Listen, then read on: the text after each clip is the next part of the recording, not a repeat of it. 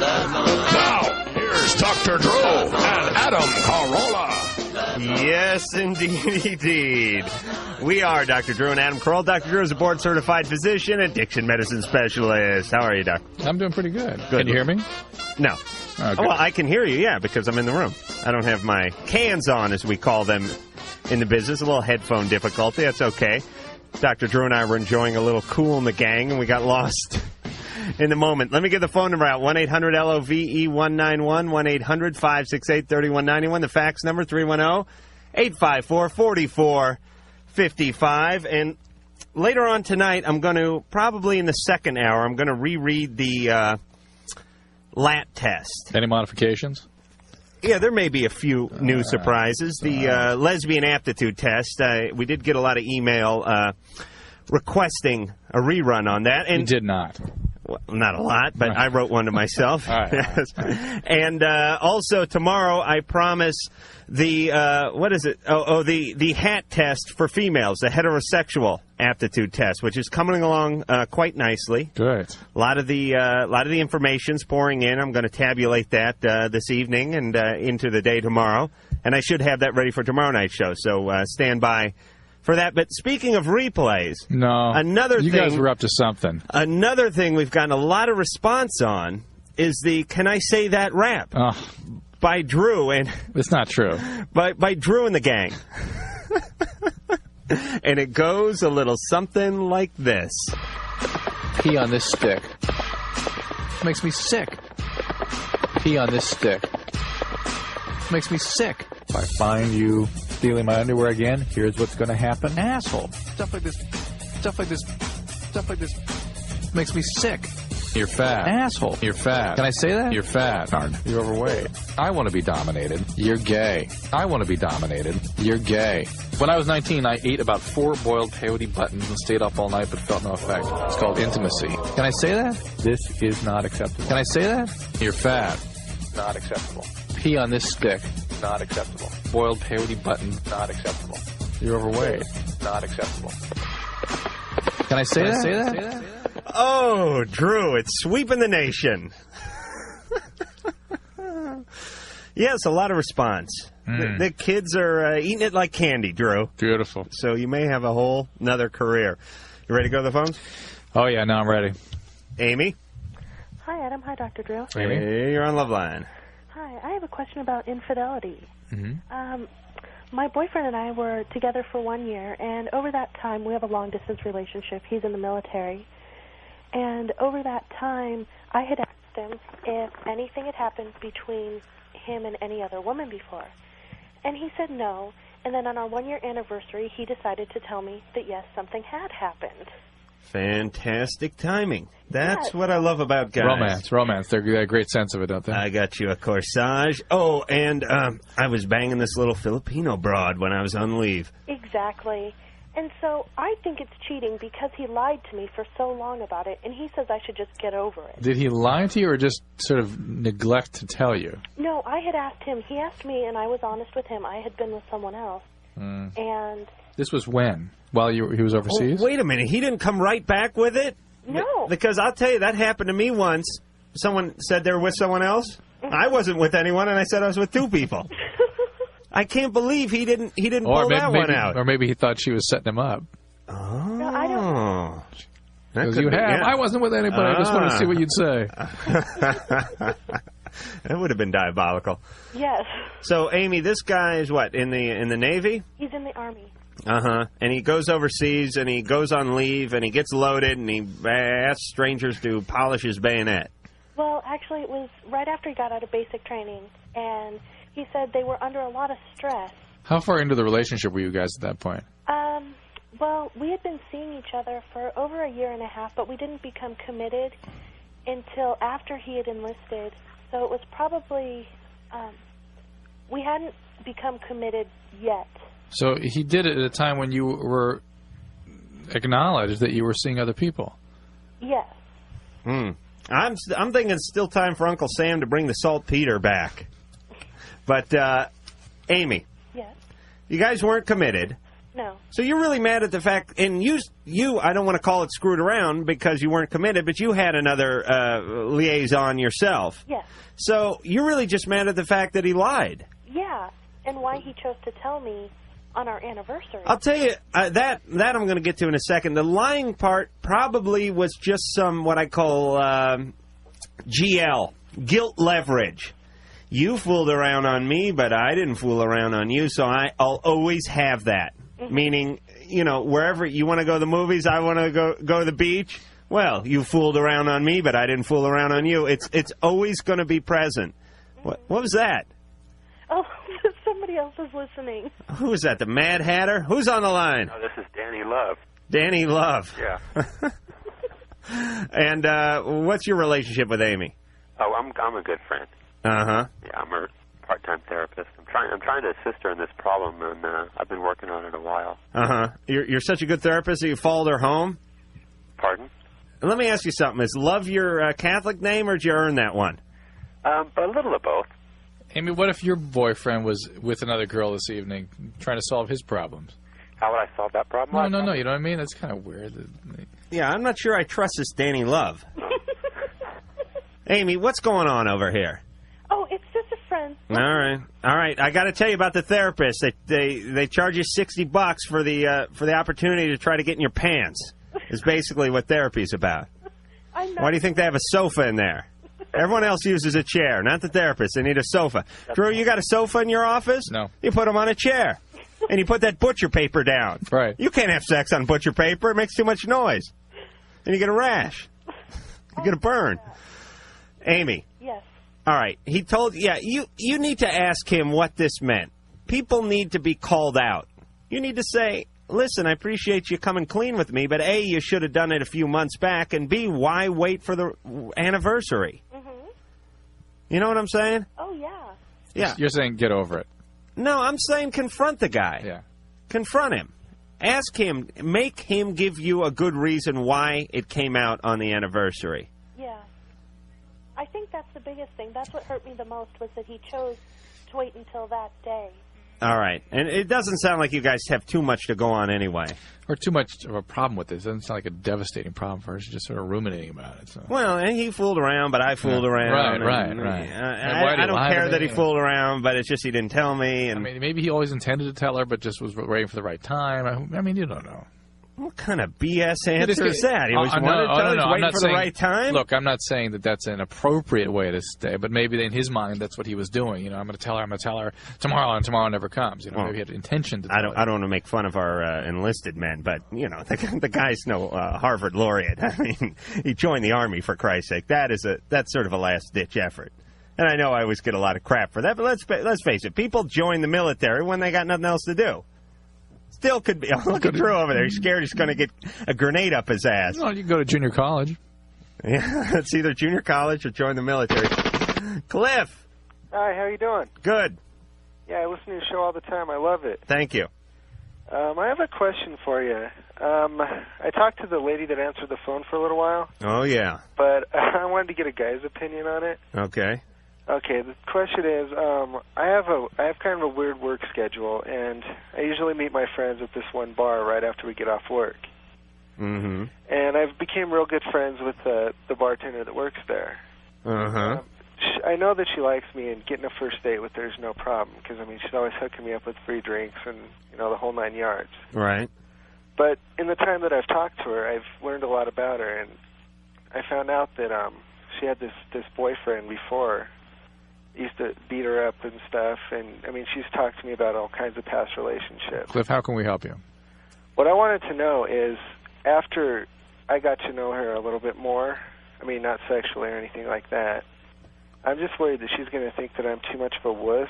I mean, not that I beat her up or anything, but in relationships, I just don't believe in fighting and stuff. Right. Wait a minute. You think she's not going to like you unless you abuse her? I understand where Cliff's coming from. Could you maybe sock her on your first date or something? No, nothing like that. I mean, I'm basically a pushover. Right. I really am. Right. And what about the fact that you know all this stuff about her now? Is that going to sort of taint your view of her? No, not at all. Really? Because I really got that, a little less history and a little more mystery. You know, that's my motto. That and meat and potatoes is my bread and butter, which I'll explain when you think of what it means. When I figure that one out. But I have a couple of mottos. I have a beef motto and a clam motto as well. They're actually they have a whole campaign going for clam motto now. It's on TV. You triggered it. Yes, the glasses ice skating around a rink. You've seen this. No. I swear to you, it's clam motto. No, you had it in a dream or something. It's tomato juice, which is horrible on its own, and the only way to make tomato juice worse is to add clam juice. This came to you in a dream. I swear to you it did. They're not selling a lot of that beef motto in England. Get the Jakob Kreutzfeld out of that. Oh, yes. He was an incredible Russian comedian. Cliff. Yeah. Don't worry about it. She probably would look at someone who did not abuse her as a welcome change. She knows you. She knows what kind of guy you are, right? Yeah, I think so, but I don't know. We just come from totally different places. Yes, you do. And I think sort of what you were expressing is some sort of sense that you have that maybe you're not the kind of person that she typically would get involved with, and that it might be risky for you, and indeed it would be. Somebody that seeks out abusive relationships will usually not tolerate true, open, intimate relationships very well, and they certainly don't tolerate somebody whom they don't perceive as like the person. And wait a minute. And let me clarify something real fast. Yeah. When you say tolerate, you don't mean a conscious toleration, but you mean they can't handle it. They can't handle it. Yeah. They don't accept love very well. Right. They claim they go looking for it. They're uncomfortable in that kind of relationship. They'll find a reason. I don't like. I'm bored. Or there's something. Some way they'll find an excuse that relationship won't feel right. And there's no such thing as a coincidence in a relationship. That is true. That is tonight's statement. Yeah, that's a good statement. Thank you. Yeah. You acknowledging me, Drew? I'm thinking about it. How about a little something for the effort? Oh, you know what I'm saying. Meaning, if she's going out with a guy who beats her or a guy's an alcoholic and the next guy's abusive, right. Absolutely not a coincidence. She will tell you up and down, it was. I couldn't believe it. He came off as the nicest guy in the world, and then he just turned on me. It is not a coincidence.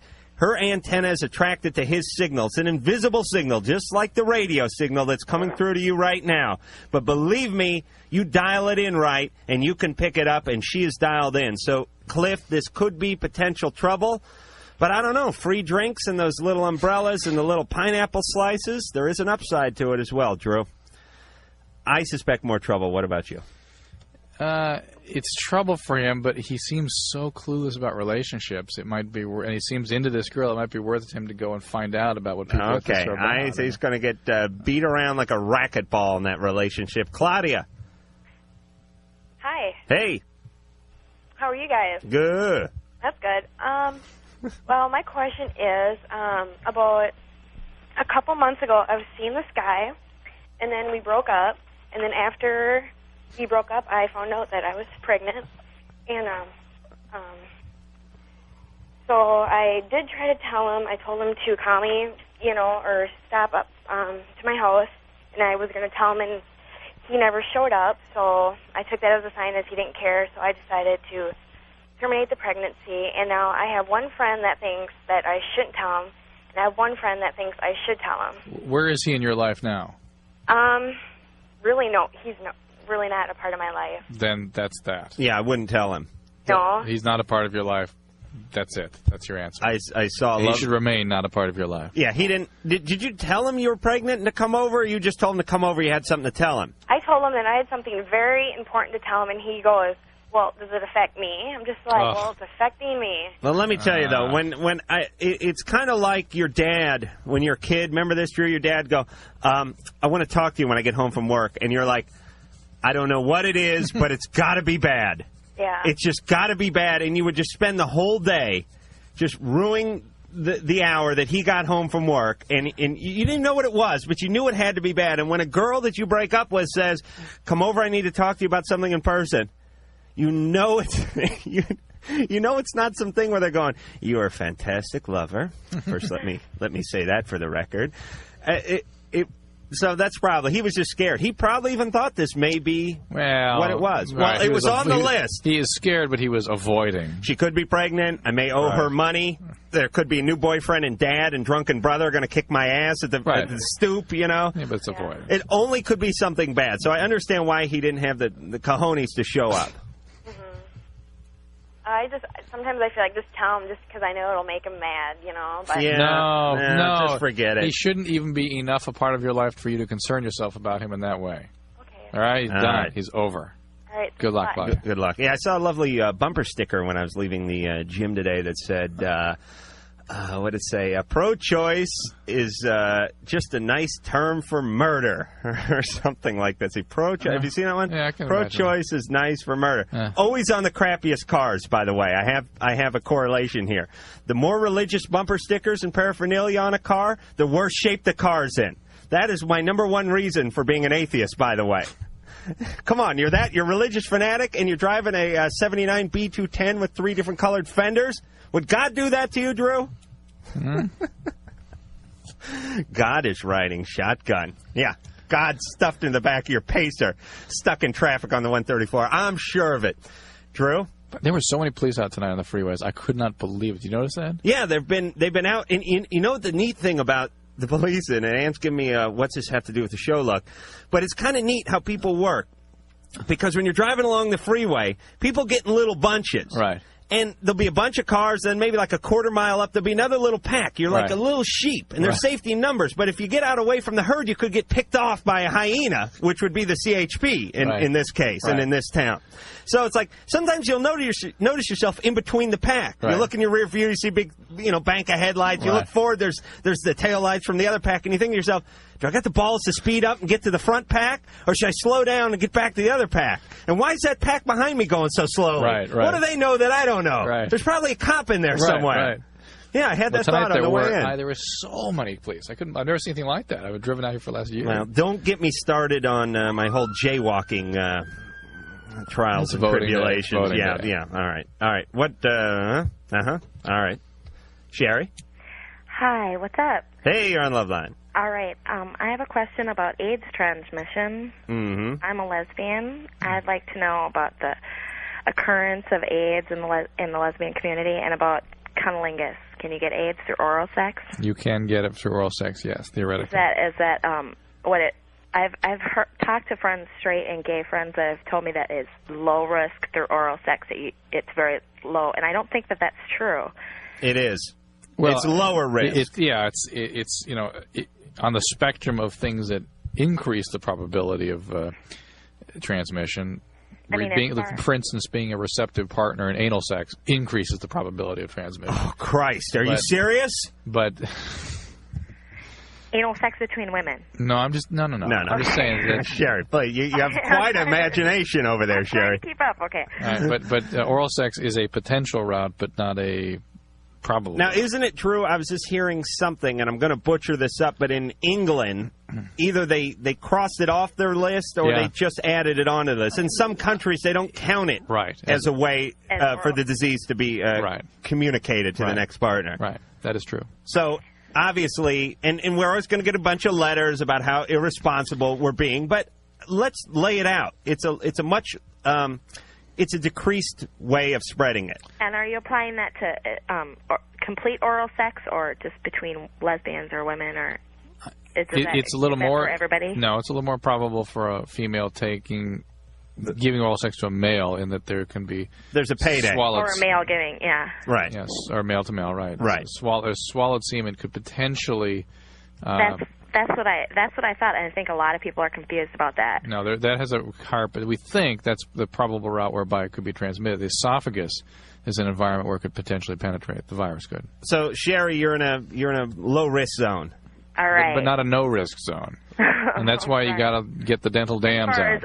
Oh, Drew, nobody. The guy who invented the dental dam laughs at the dental dam. Lesbians probably use dental dams. What? I would say very few lesbians probably use any form of protection.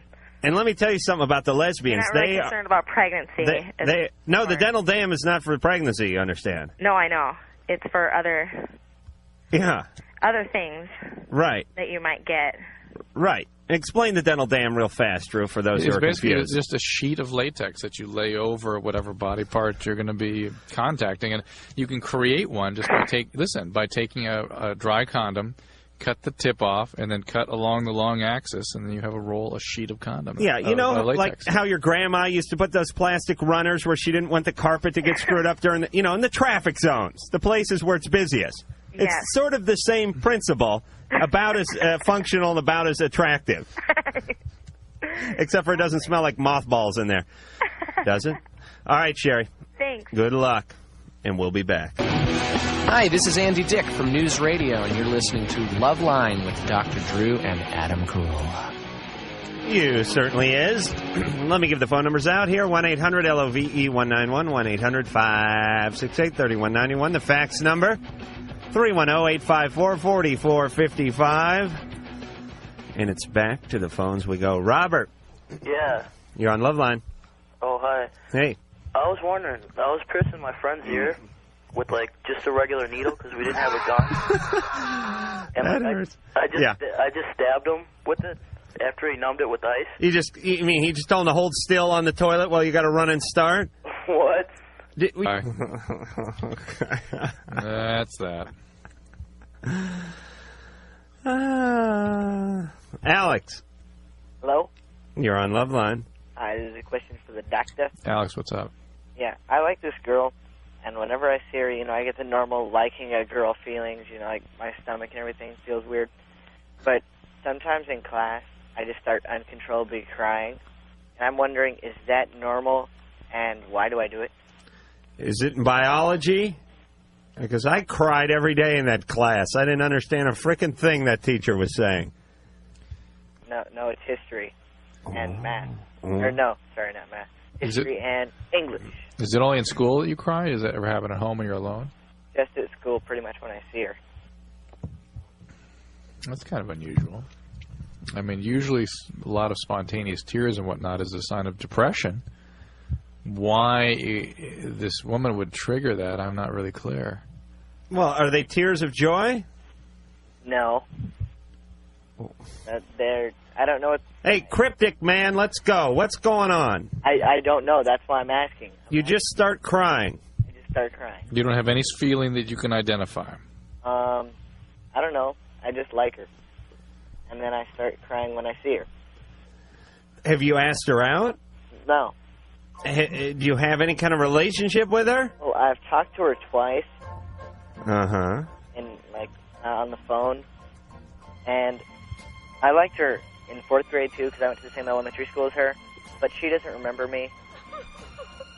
She don't remember? She didn't go, oh, yeah, bowling boy. No. Okay.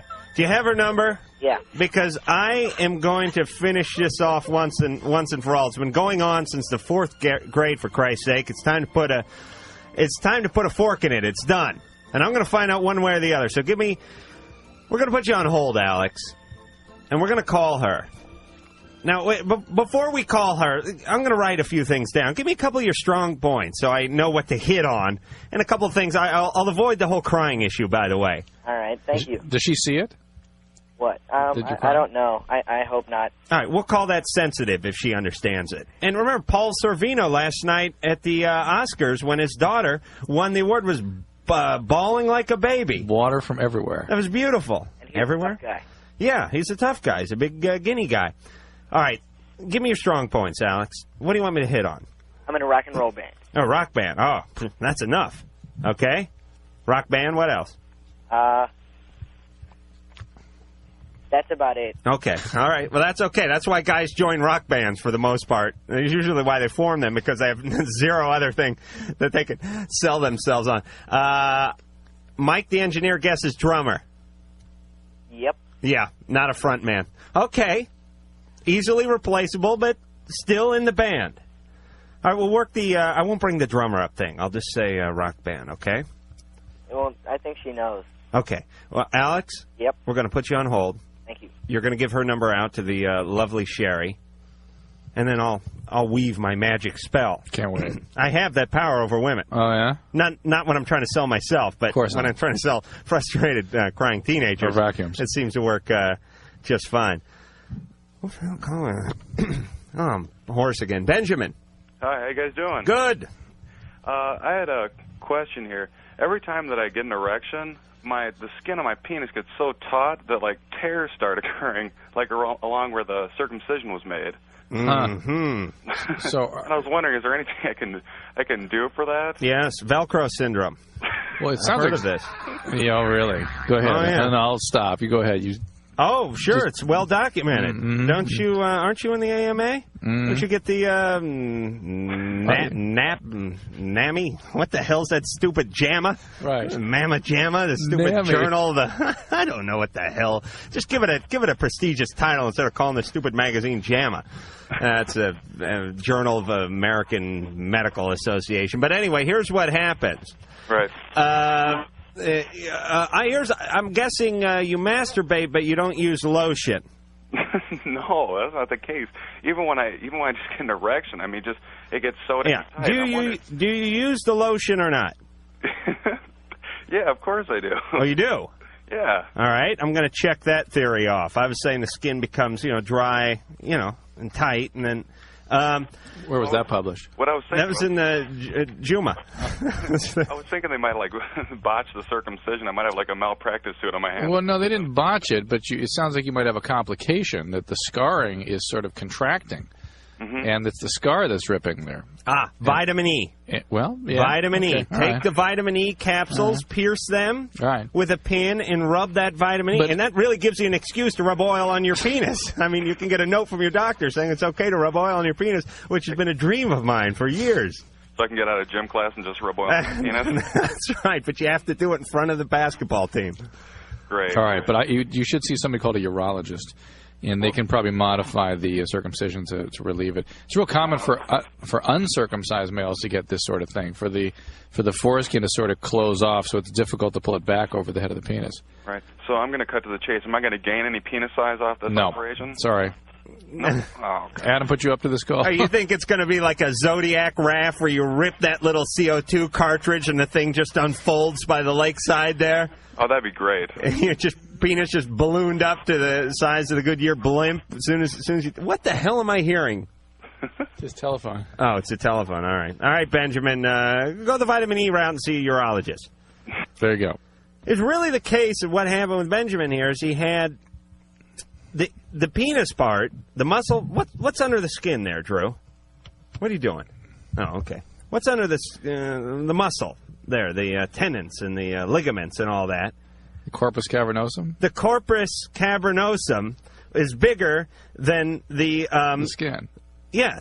That's not what it is, though. It's not like some kind of a hot dog that splits after it's... like a ballpark frank. No, it's not like a ballpark frank. It's like... Plump when you cook them. It's more like, something's constricting around it, and when it tries to get bigger, it can't.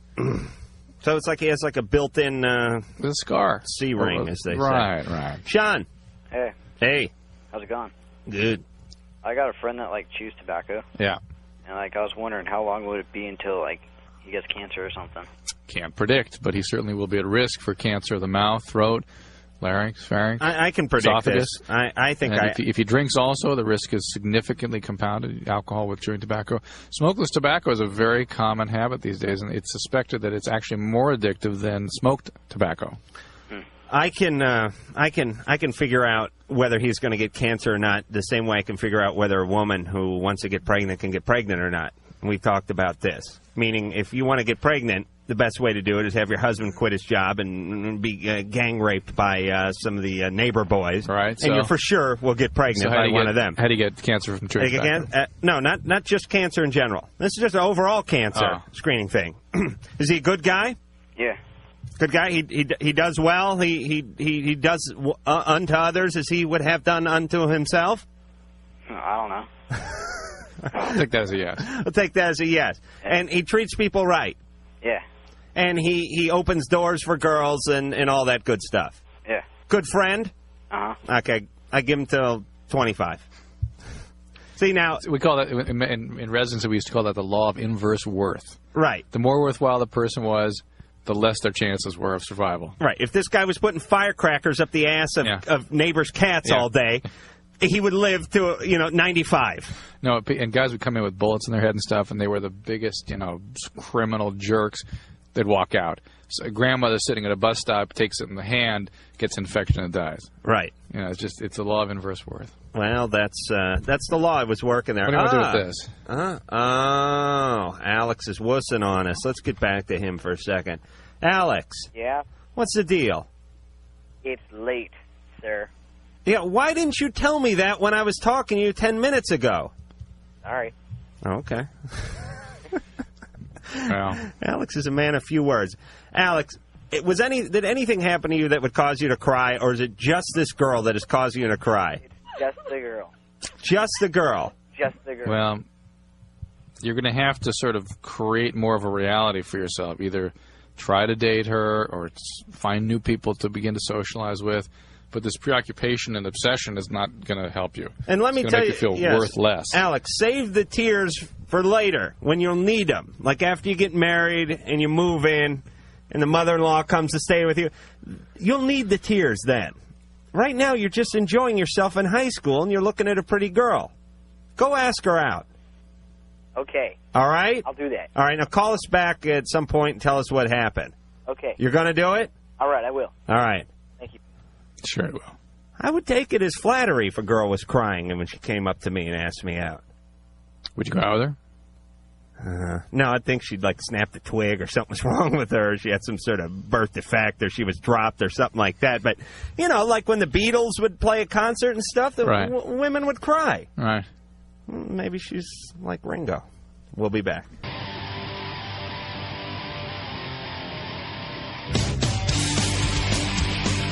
We're back.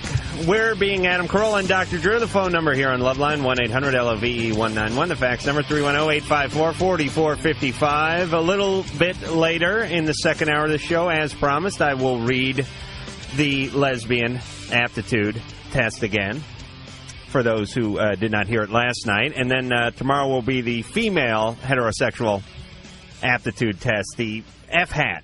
The F-hat. The F-hat. Give us one category in the F-hat. I haven't compiled all the data. Just one. Well, stuffed animals. All right. For instance, you have a lot of... If it takes you like 20 minutes, if you have a menagerie on your bed, if it takes you 20 minutes to clear off that bedspread just to get on top of the comforter, that would definitely earn you at least 5 points. Stuffed animals. All right?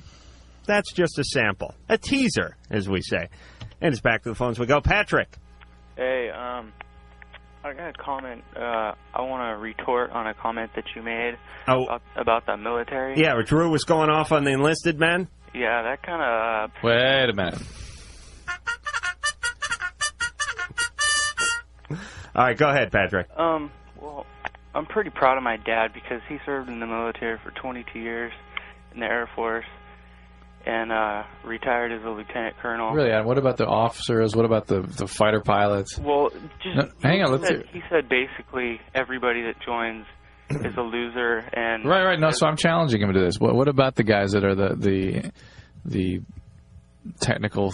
No, I'm not counting the officers who went to the Air Force Academy or to West Point or something like that. Very prestigious schools, require much discipline. And that's not the point. Yes. You said whoever joins the military. Right. That's what you said. I meant joining as an enlisted man. Okay, well, because my dad graduated from Loyola Marymount University in Los Angeles, and, you know, I'm just pretty proud of him for what he did. All right, but he joined as an officer. I'm not talking about officer. I'm talking about enlisted men. And it's a last resort. And, you know, look, I hate to be offensive to all the military men, especially because they're all packing guns. There goes a warning shot. But here's all I'm saying. I'll just clarify by saying, A, it's a noble cause. I think it's great what they do. I wouldn't go over there, wherever they send you and risk your ass, I wouldn't do it. I would spread someone else's blood on me and or shoot myself in the foot and try to get away. All right? I'll make that clear right off the top. I'm saying your general people who enlist in the Army or the Navy or the Air Force are generally people who are out of college and don't have a direction, so they go that direction. Whoever joins the military you should be proud of because they're saving your ass, okay? All right. America's #1, and I don't think you should dog on anybody that joins the military. All right, Patrick. Thanks, Patrick. you guys talking about love, penises, and pussy on the air should get lives, okay? Should what? Get lives. Get a life. Oh, okay. So Patrick... Oh, well, he was making fun of us. Listen, I've seen enough military movies to comment all I need to on military. I've seen what goes on over there. I've seen Platoon twice. I've seen the Big Red one. I mean, that may have been a porn. No, that was a real movie. I've seen Hamburger Hill. I've seen Full Metal Jacket. I've seen Tora. And the sequel, Tora. All right, Drew. Drew doesn't like me to bag on anyone because he's a big wuss. Now his wife's going to get pissed at me. Nicole. Yeah. Hey. How are you? Good. I got a little problem here. Yeah. I find myself engaged and also... You found yourself engaged. You woke up one day and... One day, woke up engaged. Can you believe it? Right. But I got a problem. Mm-hmm. I find myself dating someone else. I find myself. What interesting language. Yes. You are a passive participant in your life. You're just watching and these things kind of happen to you. No, actually I have much to do with it, but I would like some input from a man's point of view. It seems like you're getting enough input. Oh. Your problem is too much input from men, Nicole. You need a little input from the Bible is what you need. Nicole, is this some kind of an attempt to deal with your anxiety about the upcoming marriage? Are you scared about getting married? So one way to sort of sabotage that or get away from that feeling is to have an affair. What I think actually happened was I fell in love with my fiance's family instead of him, and I'm finally realizing that. Right, so it's, as opposed to stepping up to the plate and dealing with that, have an affair. Oh. All right, let's get a little history. Good thing. Nicole. Yeah. How long have you been engaged? About 3 months. 3 months. How long have you been seeing the guy you're engaged to? About 4 years. Okay, so that's quite some time. You're 21 now? Mm-hmm. So you're 17 when you met? Yeah. You didn't really get a chance to sow your wild oats? Could put it that way. Okay. And then, but also she's real bonded up with the family, and so she has to confront the family with her desire to leave this guy, too. And I know it's going to be a real tough issue. I'm a little scared of just dealing Because with you're going to break the engagement off. Right. And end the relationship, probably. Mm-hmm. How much you figure the ring's worth? The ring? Yeah. It's not worth that much. Well, it is. It's very sentimental. Money-wise, no. Oh, okay. Very sentimental to who? You're giving it back. Well, it was a ring that my father gave to my mother. Wait, your father? What the hell's going on? Isn't it supposed to be his father gave to his mother and he gave to you? Uh-huh. Okay, listen. There's not enough time in the day to go back. You're dating your brother? Is that what's going on? Yeah, is that a problem? Nicole, end the relationship. It's obvious. Your actions are screaming for action. Okay. Yes. Do you think it's a bad thing to end it with a letter? Oh, out of the question. Out of the question? Nicole. You're saying do it over the phone? No, not over the phone, but I wanted him to know before. I was kidding, Nicole. Nicole, you got to work with me here. You are terribly avoidant, and you're trying to escape any way you can. I'm sorry, but you've got to belly up on this one. Yeah. And it's good that you know that you need to do it. You're not helping anybody if you don't do it, because the facts are the facts. Does you he know don't love the guy. You're not doing anybody any favor if you keep up this charade and try to make this relationship work, because it's not the foundation for a good marriage. It'll be a disaster if you do it. No, cheating before you get married is a bad sign. Yeah, it's really a bad sign, because God knows what you're going to be doing after you're married. Yeah, you're right. If you're cheating before you're married, you are going to be taking on a circus.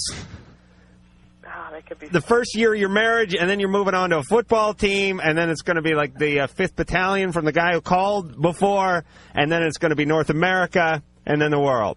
You understand, Nicole? I got you, but I'll meet you guys eventually. That's true. Eventually we'll come around. My prostate will be the size of Nebraska. Drew will have died of boredom and blown away, and will be no good sexually. But we'll always have our sense of humor, won't we, Drew? You'll have yours. We'll always have Paris, won't we? Slade. Yes. Hey. Hey, how are you guys? Hey, good. You're on Loveline. Hey, I want to say that you guys are second only to Car Talk as far as good radio. Oh, that's interesting. I love those guys. Aren't they great? I don't know enough about radio to know not to talk about other radio shows that I really enjoy, but I really enjoy those guys. I've always said that was the closest thing to this show. I really believe that. Really? Yeah. Now, after my big compliment, I have a potential criticism. Yeah. Dr. Drew. Mm-hmm. Ooh. Last night, I heard you say to two young ladies who had just experimented with bisexuality some slightly negative things, and I was curious exactly what you meant. First off, sexual ambivalence is not a healthy thing, you Correct. stated. That is correct. But I think that anytime someone experiences something new, there's going to be conflicting, especially when it's something homosexual. And I'm just saying, when you're doing there's already going to be ambivalence. Drew was saying acting out on sexual ambivalence, or any ambivalence, might not be a good idea. Right, at that age. If you're at 24, it's a totally different situation. We were talking to two 15-year-olds or 16-year-olds. 14 and 15. Yeah, I mean, it's a totally different situation. But don't you think that that's the age where the exploration starts to occur? That is a fallacy that has been perpetuated for about 30 years in this country. It is an age in which you need to sit tight and finish developing neurocognitively and be able to make the decisions you need to make when you can handle them. But it's also insane the way we endorse people's experimentation who are truly not prepared to do it. Right, because it's also the age where you're most likely to smoke nutmeg and inhale starter fluid. Certainly. I can agree with you in all of that. I was just making sure that we weren't pushing people away from their natural drive. No, and so it's a hard thing to express, and hard to even to ferret out what is truly just an ambivalence as part of a general emotional disturbance, and what is ambivalence as a result of a burgeoning homosexuality, which is their natural state that they're trying to avoid. And with 2 minutes on the radio, it's very hard to tell the difference. But I'm really genuinely trying to discourage people who are just ambivalent and confused, and to encourage people who are beginning to get in touch with the fact that they're homosexual. Slade? Yes.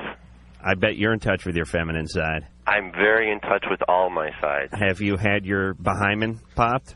My what? Your behymen? Yes. I'm guessing your sexual drive is in reverse. Am I right? No, you're backing into another sexually driven person? That's not the direction it goes. But thanks for your comment. Oh, come on, Slade. Come on. You're flexible, though. It depends. I think that's a pretty intimate situation that I only go into with. I mean, it only occurs with you're gay love relationship. Okay, you're just a beer or two away from reverse. Am I right? No, beer or two shouldn't affect that. Let's be a little more responsible with our decisions now. Here. Okay, but we'll just call you bisexual, right? We can certainly do that. Okay. Well, thanks for calling in, and thanks for being articulate, Slade. Okay, thank you very much. And, Drew, you're back on the hero status, so you wow. Back up there. And, Slade? Yes. Mahalo. Whatever that means. Whatever that means. Manuel. Hey, what's up? Or Manuel. Yeah. Yeah. How's it going? Good. That's good. Hey, listen, I got a problem. Mm-hmm. I work with this girl, and me and her have been friends for quite a while, and I've always known she had a boyfriend, and recently she started telling me that she's unhappy with him because he's starting to treat her bad and disrespecting her and not trusting her. Mm-hmm. And I've always told her that I wanted something more than a friendship from her. And she let me know that she was interested in me that way also, but just wanted to keep it as friends. But meanwhile, and lately it's been getting real bad with her and her boyfriend, and I've told her that whenever she's ready, she could get rid of him and she could come and have a relationship with me. And she seems to want to do that, but she's hesitant because she is somehow emotionally bonded with this guy, or I don't know. Well, and because you've made it clear in no uncertain terms that you are ripe for the picking. So now she knows there's no time limit on this. You are what's called an evergreen. You will always be there. You're like a fake Christmas tree. Fold it out and decorate it any time. March, September, it doesn't matter. You're there. You're up in the attic. She knows right where you are, Manuel. But also, she obviously has had those antennae up and has picked out an abusive relationship and is going to stay in that. But, Drew, how many times do I say it? When a girl, and listen to me, guys, when you and your girl aren't getting along so well and they are going to start looking around work. I don't care if they work at McDonald's. They're going to start looking around at work. And there's always some guy there who's who's a little nicer, and, you know, the new broom sweeps clean. They have no bad history. He's going to be great to her. She starts looking at him, and they start setting up the next Patsy, or Manuel, as it were. So she's sort of keeping you in mind, and she's going to keep you there until she's good and ready to make her move. See, but I've also I'm in Chicago right now, and I'm from Houston, and I've been out here around 6 months, and I'm not happy out here, and I want to go back to Houston. I told her that, as a matter of fact, I got off the phone with her about 30 minutes ago, and I told her, I talked to my mother this morning, I want to go back home. And I'm like, and I'm not going to have any problem leaving if I know I'm not going to have anything over here for me. And she's like, no, well, you know, you still got me as a friend, and, you know, things that work. As a friend is the operant phrase here. Yeah.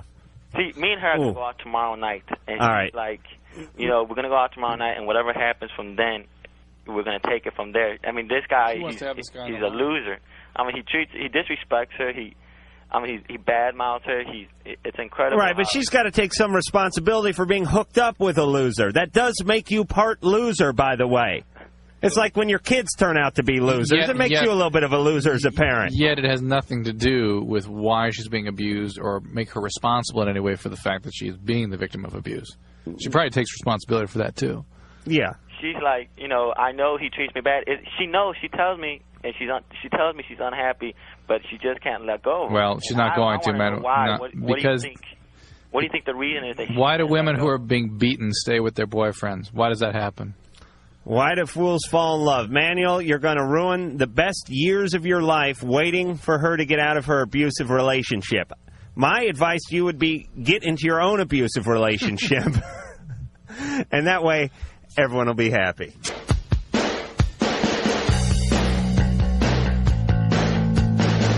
Hello. This is Loveline. I'm talking through the fan, ladies and gentlemen, because it's like frickin' Calcutta in here. 3 nights out of the week. It's got to be like the rainforest of Brazil in here. You know I have a sweating problem. Oh, yeah.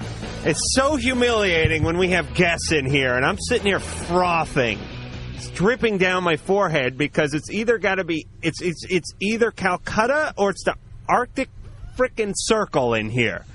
We'll be back in 10. All right. I'm in a better mood now because I fired up the fan, the same fan that brainless engineer Mike fired WD-40 into while it was going and sprayed Drew with lubricant like he was a rear end of a Chevy. But there's a lovely buzz in the background here. You don't hear that? Listen. No, that was engineer Mike screwing with me. Okay. Well, I like that. It'll put everyone to sleep. Let me get the phone number out. That's all right. 1-800-LOVE-191, 1-800-568-3191. The fax number 310-854-4455. I'm Adam Carolla. He's Dr. Drew. He's a board-certified physician, addiction medicine specialist. And Damien isn't. Hey, what's up? Hey. How you doing? Good. All right, here's my problem. Yeah. I've been with my girlfriend almost 2 years. Uh-huh. We separated because I cheated on her a few too many times. All right, Drew, you feel this one. I got to do something with this fan. All right. I moved out here to California because I wasn't happy there. Where was there? What? Where was there? Arizona. Okay. And she needed to heal and all that, you know, because I did mess things up pretty bad. We were very She close. needed to what? She needs to heal. Heal. Oh, and not like roll over, stay, and No. heal, but heal. No, she's having Like problems. recover. Accepting, I know. Right. Accepting what happened, you know. It's been about 10 months since I cheated on her, and I want her to come here and move out here. Mm-hmm. And, Do you want me to talk to her, Damon? I don't know if you want. I think we should. Well, huh? She's just, sometimes she's scared to get close again because I'm going to hurt her. Right. Can you blame her? Well, because you're Well, going to no, hurt not her? at all. I can't, but it's been 10 months, you know. And, What do you mean you can't? No, I can't. I can't blame her for not wanting to be close to me. Are you going to hurt her again? No, I know I won't. How do you know that? I know. It's been 10 months. I've been out here on my own in Los Angeles. All right, look, first off, you've used the number 10 months 10 times as if it was 10 years. 10 months does not make a lifetime, but I guess when you're 18, 10 months. Well, is a long enough time.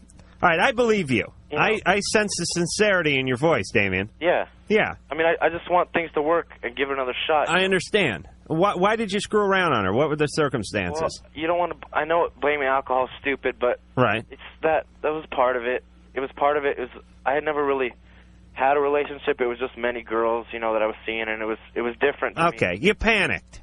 Yeah. You panicked, you had a few beers, and your penis slipped up. I was actually in Mexico, and with some friends, and I just had a few, way too many. And there was... Were you in TJ? No, I was in Rocky Point. Oh. I usually go to Tijuana. Yeah.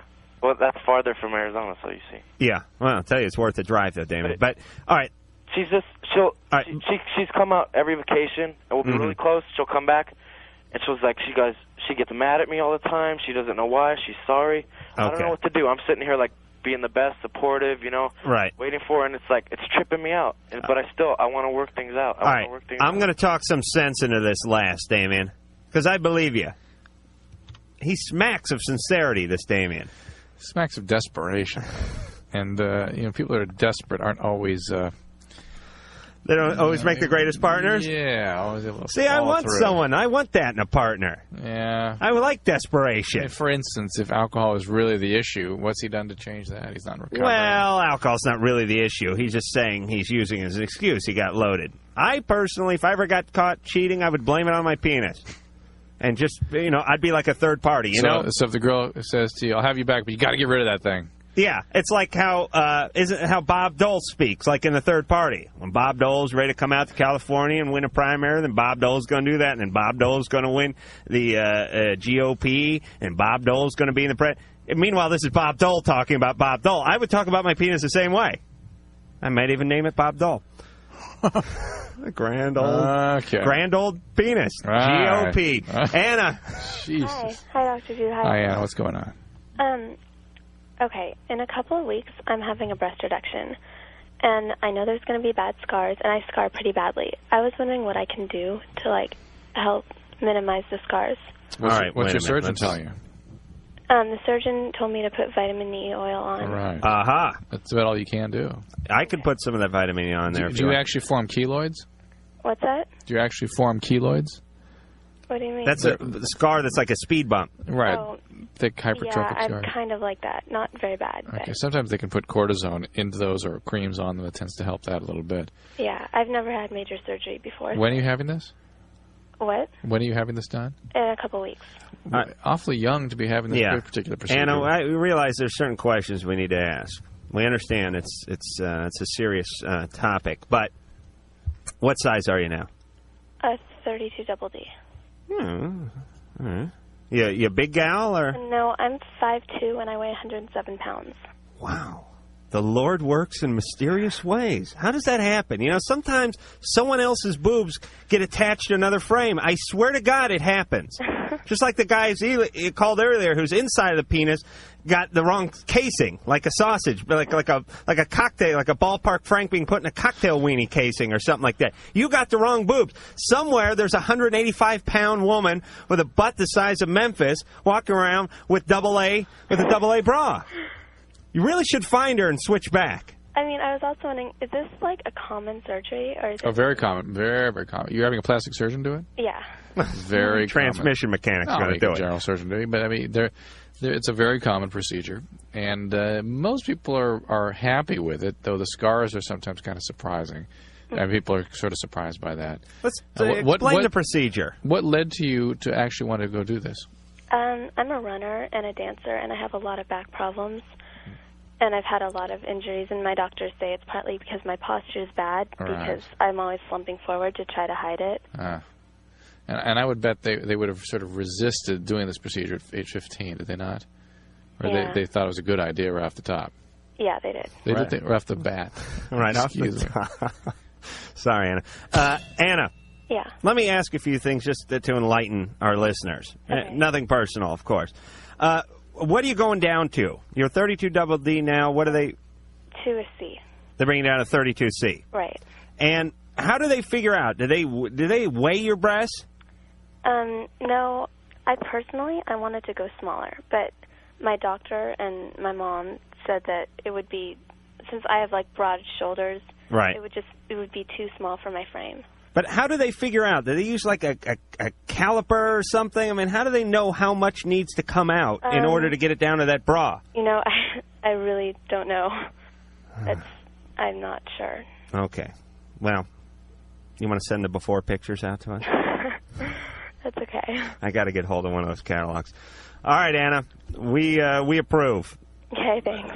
Yeah, but morally we approve. Emotionally, we're very upset. Engineer Mike is he's destroying the panel over there with tears. He's shaking his head like I've never seen him. He's really broken up. You can see it. And here's the beauty of Engineer Mike. Some guy will call in and go, I'm 14, hooked on heroin and speed and marijuana, Jack Daniels. My father tried to kill me last night. Mike will be sitting there eating Cheetos and laughing. But a girl calls in, wants breast reduction. He's really beside himself. Sobbing like that guy at the Academy Awards last night. Paul Servino. Damien's girlfriend, Jennifer, is not at home. Or so they say. All right, so let's get back to Damien. We're really like 0 for 20 on these. Damien. Yeah. All right, she's not at home. All right. All right. Let me get this straight. It's been 10 months, right? Since I've cheated, yeah. Since you've cheated. Right. All right. You have to prove it. I mean, actions are louder than words. I have. But let me tell you something. You sound a little desperate. I don't know where you're getting that from. I'm just tired of waiting on the phone, that's what. You waited 10 months. You can wait another few minutes on the phone. No, but it's not desperate, it's just... All right, recap. She's in Arizona. You're in California. Right. You want her back. She left you because you screwed around. It's been 10 months. I decided to come out here. Okay. You know, because like it was kind of like the kick in the butt. Well, she doesn't... I knew we're not going to be together when we're out there. Things wouldn't be good, so I said, well, I'm going to come out here. All right, well, you better go back if you want her. No, I'm not going to go back. Well... What is... I don't get it. Okay, I've had enough. I don't get it. It sounds almost like the fantasy is more than the reality in that relationship. Well, some people... He's alone now out here, and that's why she looks very good coming up from Texas or Arizona. Yeah, and same place, basically. Yeah. We'll get more calls now. Some people sort of need the proverbial carrot on the stick in front of them, the holy grail, if you will. They need that thing to pursue. They need that drama in their life. Right. That's not good. If you need to have drama in your life, that's neurosis. I mean, yes. That's not good. I'm perfectly healthy. I like no drama. I don't even have my ringer on my phone on most nights because there's potential drama just via the phone. Now, being avoidant is not necessarily being not dramatic. Oh, really? Not necessarily being healthy either. You mean like when the doorbell rings and I put my head between the sofa pillows and scream, that's bad? Potentially. Patrick. Hey, Dr. Drew, Adam. Hey. Patrick, what's up? Not much. I just calling in I got a couple comments and a question. I want to say that your show is hysterical. You guys crack me up, especially your little tribute to Dr. Drew at the beginning of the show here. Well, that's right. It's time for your aptitude test. Thank you. Oh, yeah, that's coming up. And let me just say this about the hysterical thing. Okay. For one second, Patrick. Okay. Dr. Drew over here is a doctor. Now, he's got a good sense of humor for a doctor, but he basically dispenses, medical advice and does a great job of it. Dominated. And he enjoys being dominated once in a while. I do the comedy, but when the show gets funny, both of us are funny. Now, here's the thing. That's okay. It's our show. It's a funny show. We're both funny. I'll take that. But here's the thing that steams my bean. You're fat. You're overweight. Stop it. When on the off chance that I ever come up with a decent piece of advice, don't get credit for it. I never get credit for it. And if you get credit for being funny, I want credit for coming up with a decent piece of advice once in a while. Well, who made up that tape? Oh, that was Engineer Mike. Don't worry about him. Well, I'll give Engineer Knight some props. You're also very funny, and you do give good advice after.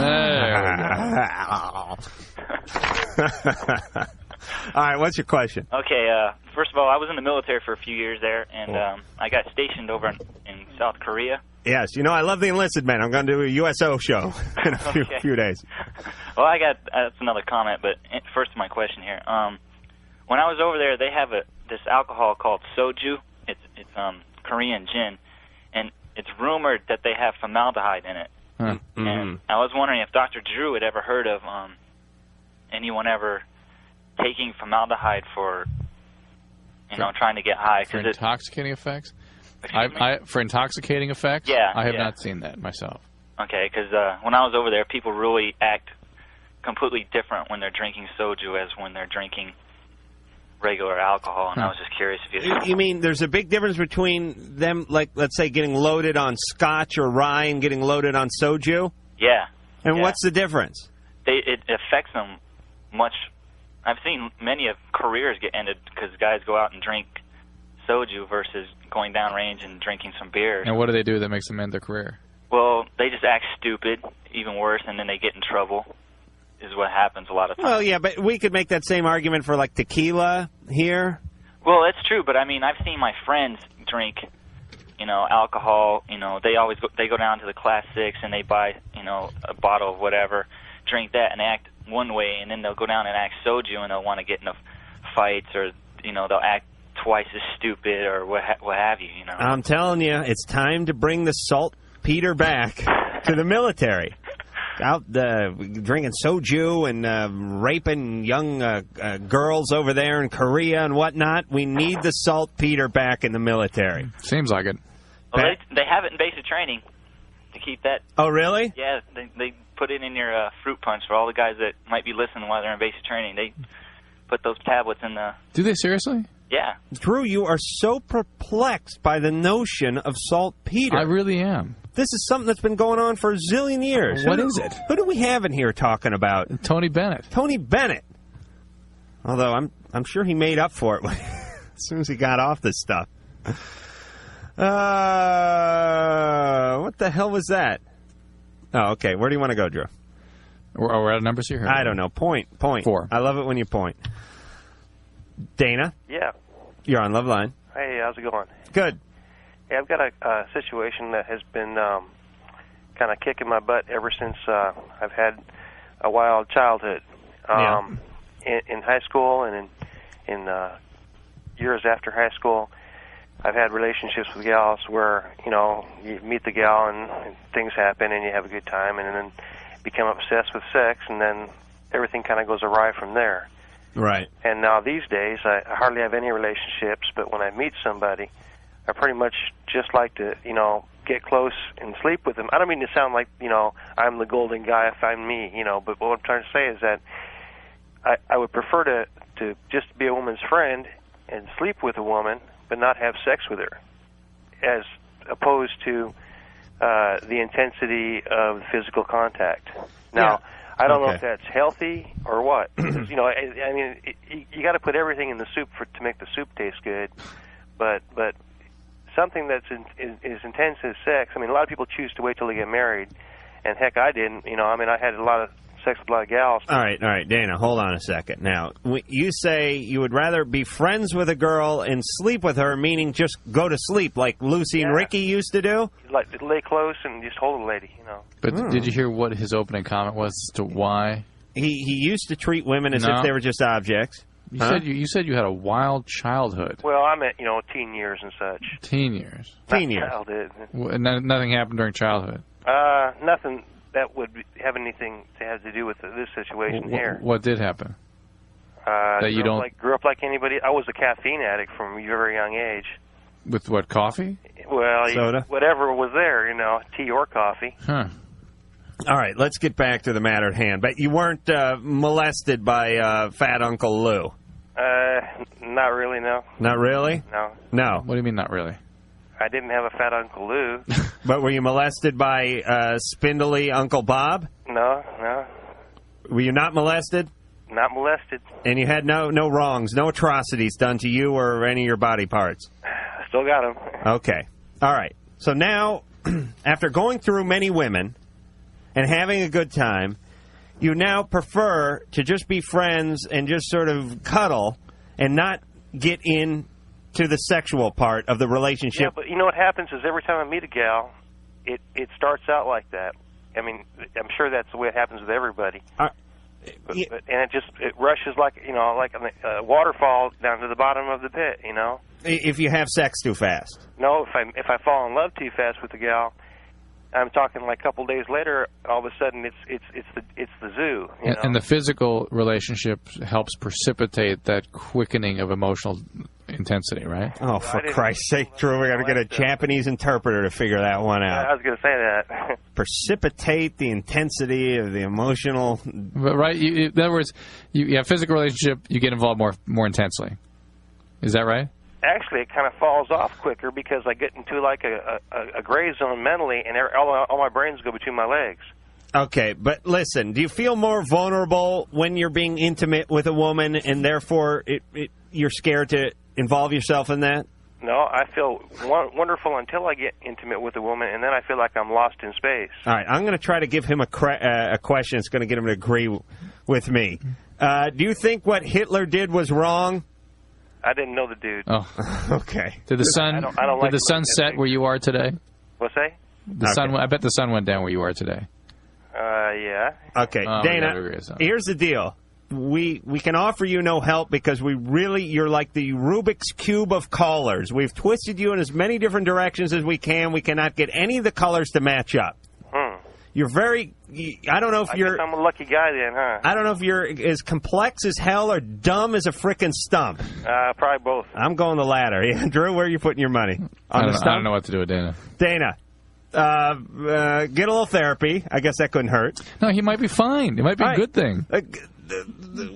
Sleep with him for a while and then have sex, and make sure you get plenty of cuddle time in, and wear a condom and take a shower and practice good oral hygiene and talc up before you leave the house and do unto others as you've had done to yourself. And when we come back, as promised, get your pad and pencils ready because I will repeat the lesbian aptitude or lat test. Hello, this is Justine. I'm Donna from Elastica, and you're listening to Loveline. Yes, you certainly are. I'm Adam Carolla. He's Dr. Drew. The phone number, 1-800-LOVE-191. The fax number, 310-854-4455. Now, I was reading a little email last night, and I do tend to sort of power through these things. So I'm going to slow down the cadence just a little bit for those who are following along at home. I know they're frantically writing. You know, it's late. Half our listeners are drunk or stoned. You know what I'm saying? So I'm going to slow down the cadence just a little bit. So grab a pad and pencil, because it's time to take the lat test. Give yourself 5 points for every pouch of Red Man chewing tobacco you've gone through in the last week. If you've ever quit your job to follow the LPGA Tour, give yourself 25 points. If you own a Sears Craftsman tool catalog, give yourself 10 points. If any of the pages are dog-eared, add 5 points. If any of the pages are stuck together, add an additional 25 points. Give yourself 1 point for every pair of flat-soled sandals you own, excluding Zoris and flip-flops and whatever, Jap flaps or whatever you people call them. Add an additional 5 points for every pair with the truck tire sole. Very butch. Add 1 point for every item in the house made of flannel, excluding sheets, nightgowns, and jacket liners. Give yourself 5 points for every pair of tough-skin jeans in your closet or bureau drawer. 5 points if the knees, additional 5 points, I should say, if the knees are reinforced, and add an additional 25 points if the crotch has been reinforced. Razorback hairdos, give yourself 15 points. All you ladies with chains on your wallets, 10 points. If you collect straight-edge razors, black powder rifles, or flooring tools, give yourself 10 points. If you work at a kennel or around any animals in general, give yourself 5 points. 10 points if you smoke Tipperillo cigars. If you can tear down and rebuild a Mopar transmission blindfolded, give yourself a whopping 35 points. 15 points if your bowling average is over 187. If you've ever fired a gun, not in self-defense, give yourself 10 points, but just fired it, for the hell of it. At somebody, maybe on a freeway, possibly over your head in a New Year's celebration. If you can bench press more than your own body weight, give yourself 5 points. And finally, give yourself 50 points if you've ever buried your face in the crotch of another woman.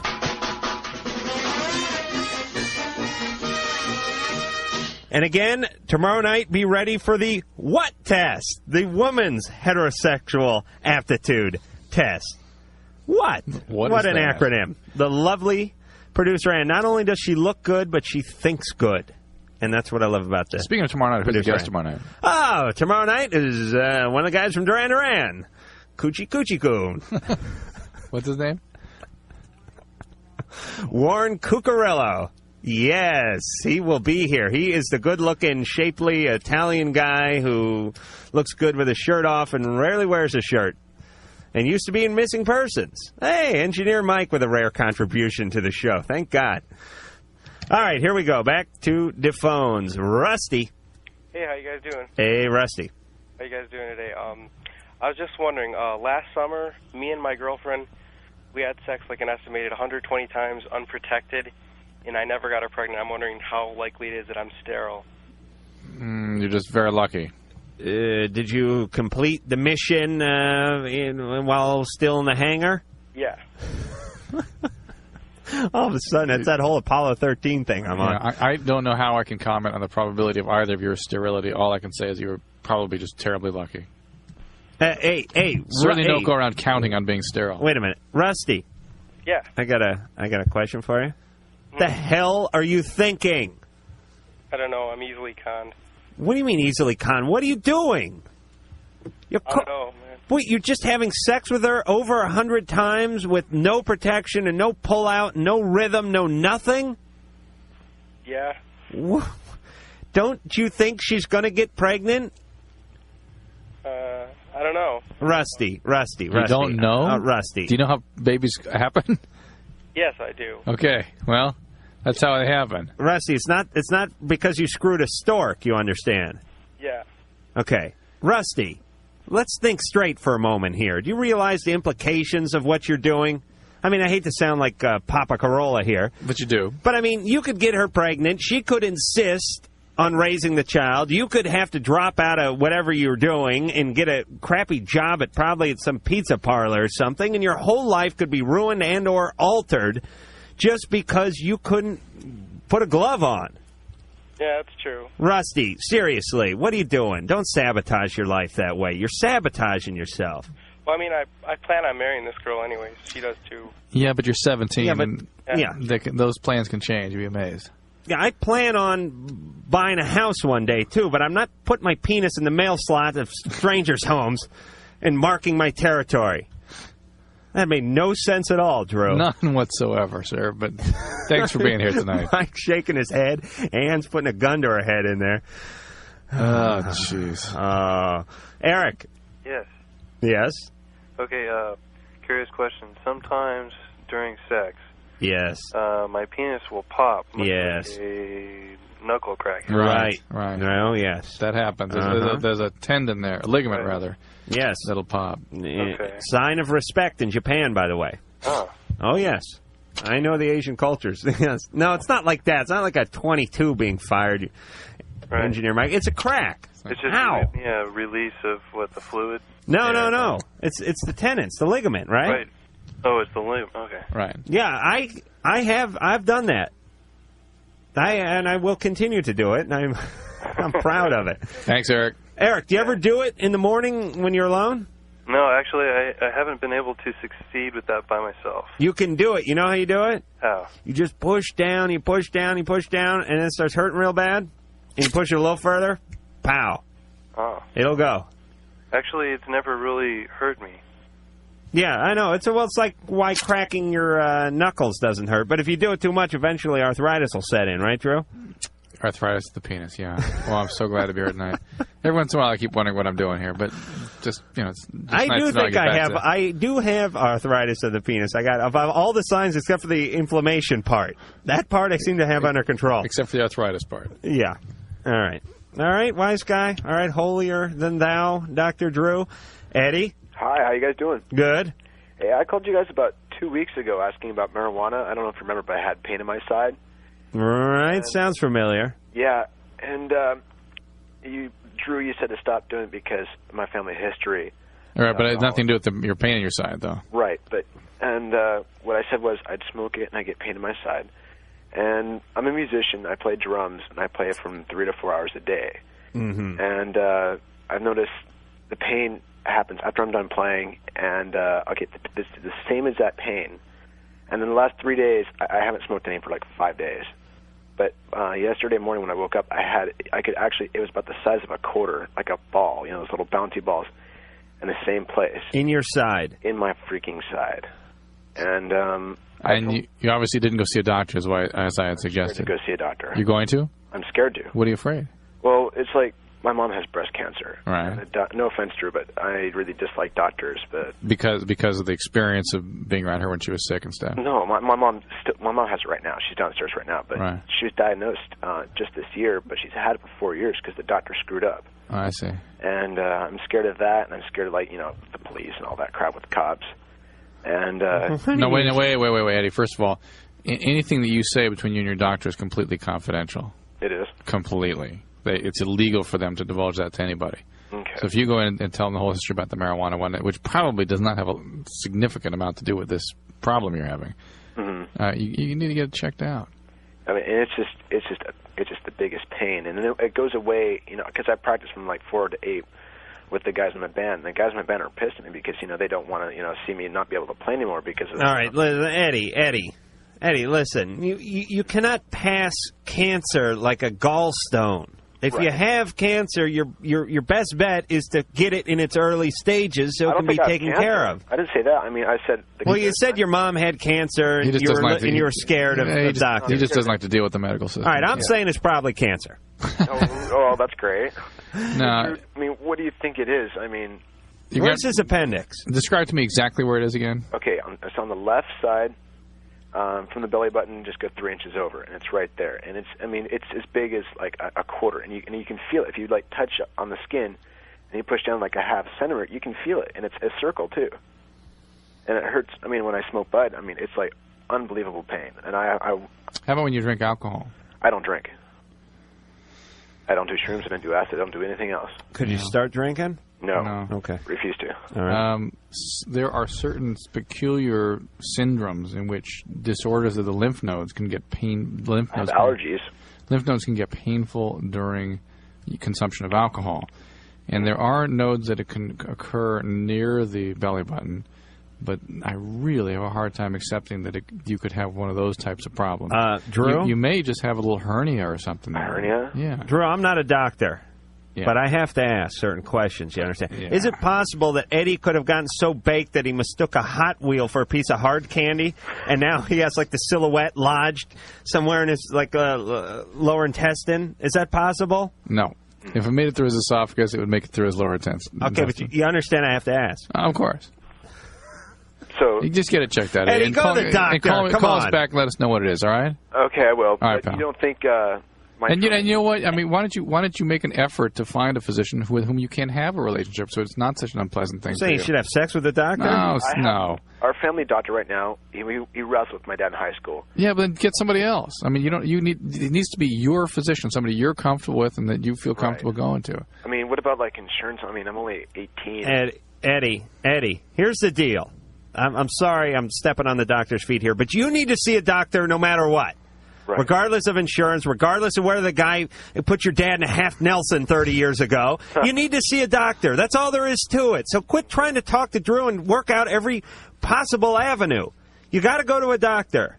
I know that sounds like a blanket statement, but this guy has to go to a free clinic, or he's got to go down to the county hospital, or he's got to break down and go see his dad's high school buddy. Whatever it is, he's got to see a doctor. Yeah. These guys, they want to. Well, drummers aren't real smart, I guess, but they want to work around everything all the time. They're going to work on you till you crack. Right. Like some convict. So eventually they don't have to go to the You're doctor. right. You're fine. Yeah. No, it's okay. You have a quarter-sized thing protruding from your abdomen. Sounds like nothing. Probably just a little dust ball or something in there. You should pass the silhouette. that. The silhouette's As a matter of fact, it's good for you. It's look at it as your lucky tumor. And we'll be back.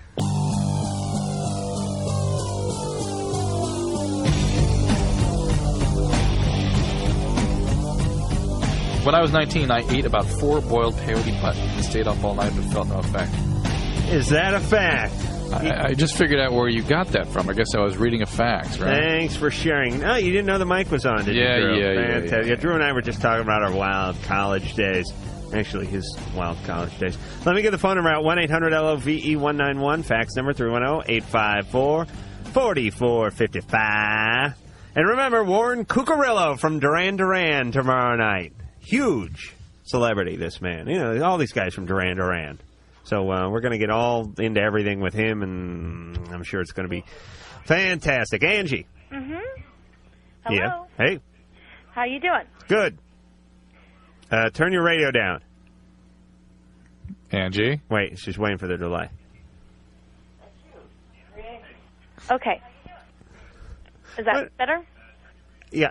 No, it's. I wanted you to turn it off. Turn it off? Hold on. You know, but I got to say we haven't had a problem with this in general. We can't call this a problem. But I'll tell you, I have a voice that just will cut through anything in a bad way. Yeah. I mean, it's the worst sounding voice. I'll tell you some of the most embarrassing things that ever happened to me is like when people take home videos and they're not taking it of me, but I'm at the party and I'm standing like 10 feet behind the guys taking the video and they're like talking to the person going, so wish Mario a happy birthday. And you hear me in the back going, yeah, I don't know what the hell it is these days with these bitches. And you hear me, and I'm cutting right through this video. And when you sit down and watch it, it's the most humiliating thing in the world. I'm back there, and I'm going, listen, there's two types of women. And you hear it just cutting right through. It's the most annoying thing. So it really is depressing to hear it on your radio, Angie. Well, I'm sorry. So what's going on? Well, I just had a question. I was going to ask, there's a neighbor lady here, and I guess she's a manic depressive. Mm-hmm. What do you mean you guess? What do you... She's always like she's talking to herself, and she hears voices. And what does that have to do with manic depression? Well, I mean, doesn't that mean like she's what do you call it, schizophrenia? Or... Those are two very, very, very different disorders. Oh, okay. Well, she's talking to herself all the time, and she'll say, like, sometimes she's like on a high or she's, really low, and she'll say, I need a man, or, it's kind of like she'll come over and she'll want to come in the house, and, you don't know if you should let her in or if she's going to hurt you or, Yeah, but what do you need to know? I just wanted to know. How to install a deadbolt? Uh-huh. You want to know how to put in a deadbolt? Because I'll tell you the standard back set for those things is 2 1/8. No, that's okay. I was just wondering, do you think it's safe to let her in since she's always, like she's talking about, I heard that she killed her baby when she was younger, and, because she's constantly, like, talking to herself and hearing voices. Well, I mean, so she has some kind of chronic psychotic illness, some kind of chronic thought disorder where she's hallucinating constantly. And schizophrenia is one of the potential disorders that can cause those types of syndromes. Usually, if somebody is not tending to be violent or have erratic kinds of behavior, you don't have to be worried that suddenly that's going to manifest. Yeah. Okay, so if she is fairly friendly around, I mean, I don't think I would generally make sure you have somebody else around just to be sure. I mean, if there's something for having taken her medication, if she decompensates in some way. Well, see, there's times like she won't take her medicine, and you can tell when she's really, really bad. Right. Angie, how often does she want to come over? Well, what are you doing house sitting all day? Why aren't you out working or at school or something? No, I'm out of school. Oh, okay. Well, that's it. What, you graduate when you're 17 and that's it with life? No. Just turn on the soaps, pull up a big tub of popcorn and call it a life? No, Why aren't you out working? I am. No, you're not. Yes, I am. What do you do? What do I do? Stripper. Huh? Stripper? Oh, yes. No, I'm not. What do you do? What do I do? Let me tell you, by the way, whenever you ask someone, what do you do, and they go, what do I do? It means fast food industry. It means they're like a carnival barker, a stripper. Am I right? What do you do, Angie? I'll just leave that to your magic. What's your stage name, baby? Crystal? No. Come on. No, Topless or bottomless? What is it? I'm not going to say. You've been around the pole a few times. More than Admiral Byrd. You guys are weird. It's a little please don't include me. Comedy. Yeah, it's not. What was that? Please don't include me in the group that you're referring to. All right, so you're right. All right, you're stripping all night, but all day she's trying to bust in your apartment. No, No, I just thought I'd call and ask. Treat her with kindness. Right. I mean, the emotionally handicapped have, or the challenged, or whatever euphemism we're using to talk about maybe retarded people or crazy people these days. I like the old days when we called them nuts or wackos or nut jobs or something like that. But these people have a hard enough time in society. They get enough people, crossing the other side of the street, turning them away, and all that. And even if you're nuts, you still notice. Oh yeah. Things. So I say in general, and you don't want to endanger yourself, but it would be nice to reach out to these people to make them feel a little more normal. You don't want to make them feel like lepers. No, but to connect with them, I think it'd be very helpful. Right. I mean, not while you're stripping or anything. Lord knows, hide the pasties, because she... I think I had her tagged, didn't I? Oh, what'd I do? All right, Drew, you point at the screen. I love when you do that. No, don't give me that. Point at the screen. Okay. Stan? Yeah? No, I'm totally wrong, Drew. You're right on that one. Stan? Mm-hmm. Yes? Yeah, I had a question. Yeah. I've been with this girl for 3 years. Mm-hmm. And all my feelings for her kind of just went down the drain.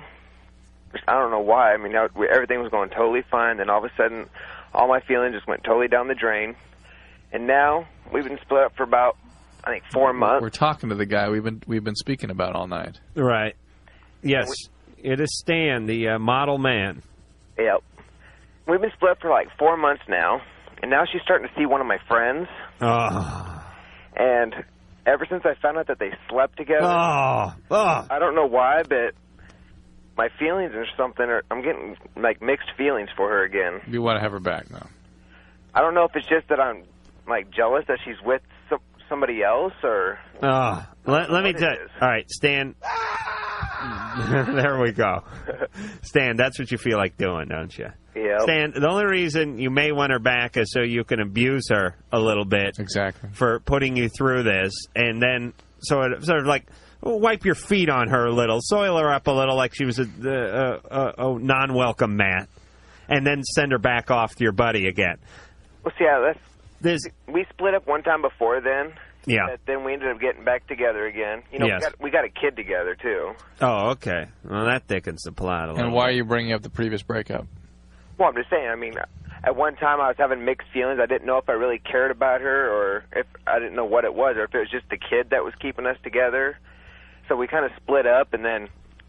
Hey, Stan, this doesn't sound like a relationship made in heaven by any stretch of the imagination. If you're like most guys and she's carrying on with your best friend, and she has the right to do that, I would be more pissed at him than I would be at her. She has an agenda. His only agenda is his testicles, and I wouldn't appreciate that. But the point is she's with this guy's best friend or ex-best friend, and it sounds like you really have to, it's just sewage under the bridge. You know what I mean? You just have to wash your hands of this, give her visitation, or you have visitation. Take care of the kid. What if this was a relationship that was going well, and the reason Stan left it is that he couldn't tolerate being in a good relationship? Well, Stan may be a big a-hole. I don't know. Everything was just going just fine. I was just getting See what I'm saying? feelings. Yeah. I mean, I didn't know if I cared about her anymore. Right. Suddenly my feelings went away. Why? It was too good. Right. Couldn't handle it. Right. Is that it? Probably sabotaged it a little bit, Stan. But you got what you wanted. You drove her off. And then she got what she wanted, which was revenge by sleeping with one of your buddies.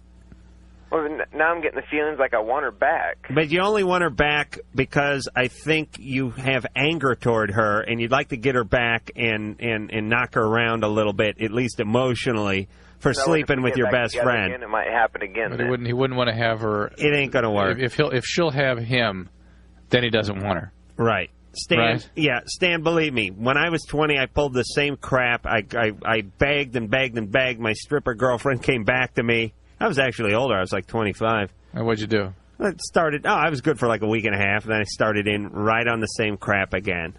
And I'm afraid. I'm afraid if we get back together, you're gonna. It's going to happen again. You're going to. Stan, believe me, you're going to. I hate to say that, but, and there's hope. A little therapy, a little work, a little time, and things are going to change. But it's going to take a few years, and this one's probably a bust, Stan. So I wish you good luck. James. Yeah, how's it going? Good. How you doing? Pretty good. Good. I got a little problem here. I've got a girl that works for me, have a club in downtown Denver, Mm-hmm. and this girl works for me. What kind of club? It's a comedy club. Hey! Stand-up improv comedy. And this girl that works for me, she started working for me about 3 months ago, I'm sorry. As a waitress? As a waitress. Uh-huh. And it's kind of against policy to date people who are working for me. You can't do waitresses. but Exactly. But they encourage you banging busboys? Hey, James, let me ask you seriously. You guys have an open mic night? Do we have an open mic night? Yeah. We do. It just depends. And it's like potluck night. People come down there, you give them 3 minutes. Right, exactly. You give them the flashlight. Exactly. They get the flashlight. Believe me, I've done a lot of this. We do have that. It's the greatest thing in the world. You go in there with about 40 other guys, maybe 80 other guys. 20 you get on stage, and some mean guy. Here's the guy that James picks to run this whole thing. He is the least funny of all comedians, but he now works there, and he's going to bully every other budding comedian because he's bitter as hell. And he goes, listen, first off, you don't have anything funny to say, don't get up here. Go home right now. Secondly, at 2 minutes and 30 seconds, you will see a flashlight. You have 30 seconds to finish off with your last joke. Make it your best material. Am I right, James? That's exactly what happened. You go 3 minutes and 10 seconds, the mic will be shut off, and you will not be welcome back. Have you done that before? Oh, hell yes. Mike? Oh, I've done 1,000 of those things. I used to work for. Can I name radio stations other than your own radio station on the air? And producer Ann's. I used to do some time for out of Austin, Texas. Oh, fantastic! That's how I kind of got into the open mic thing myself and got this job. All right, but James, you recognize back to this. You recognize talent when you hear it, don't you? What's that? You recognize talent. Yes, I do. Okay. Absolutely. Anything you want to Denver, and I'll get you on the open mic night anytime. You give me 4 minutes? Absolutely. All right. Absolutely. You guys are crazy. What's the question? You're dating an employee. She's working for me. You know, I've been through the bushes before. I know what's going on in life, and she's 24. I'm 28, and she asked me to go skiing with her last weekend. I went skiing with her, and things went well. And now I'm working with her again, back down at the club, and I feel like I'm kind of doing something wrong. Well, I feel like first, I shouldn't be doing this. First off, let me just say something, James. You're not Nelson Rockefeller banging one of his secretaries. You manage a crappy comedy club. What's it called, like the Chuckle and Chug or something stupid like that? Oh, come on, it's not that bad. Rooster Tea Feathers or some kind of Where did we get the retarded guy laughing? All right, listen, it's not exactly like a big wheel, right? You're making $7.50 an hour, and she's making more than you on tips. I'm making a lot more than that. All right, here's the deal. You're the guy holding the flashlight, though, James. Go ahead and date her. That's right. I say date her. She asked you to go skiing. Am I right, Drew? It's not like he corralled her into a corner and said, baby, how much do you like your job and all that kind of stuff. She asked him to go, so why not? Plus, if you can date someone anywhere, it should be a comedy club. It's at night. It's a loose situation. I just had a bad open mic flashback. I got to go recover.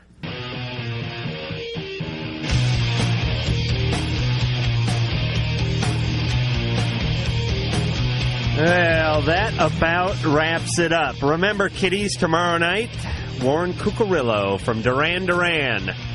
Drew, you want to read the email address for us? Sure. Email address LUV191 on AOL.com. LUV191, AOL.com. And the mail address, plain old U.S. mail, P.O. Box 4345, Hollywood, California, 90078. You spit out half your lunch on that P.O. Box. I did. I want to thank the beautiful Sherry for doing a fantastic job on the phones. A lovely, slender, and angular Ann for doing a fantastic job producing the show. The One Nut Wonder Mike for, as usual, being the engineer extraordinaire. The beautiful Dr. Drew for having a good time tonight. God bless him. I'd like to thank myself for showing up and being on time. And we'll talk to you tomorrow night. 7 kids to call me far from doing the Metro Polka. So that's it then. You have been listening to Loveline. The opinions expressed on Loveline by Adam Carolla, Dr. Drew, or anyone are not necessarily ours. Be happy. Be happy. Happy, happy, happy. Loveline's producer is Ann Wilkins. Thank you.